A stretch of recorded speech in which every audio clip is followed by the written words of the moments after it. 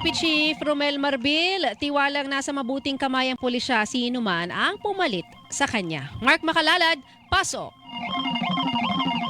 Marami kaming commanders na magagaling. Ito ang tinura ni PNP Chief Police General Romel Marbil nang tanungin sa kanyang napipintong pagtatapos ng termino sa June 7. Tapos interview sa kamprami sinabi ni Marbil na tiwala siyang nasa mabuting kamay ang PNP. Sino man ang pumalit sa kanya. May kanya-kanyang manong strength o lakas ang mga kandidato sa papalit sa kanyang pwesto.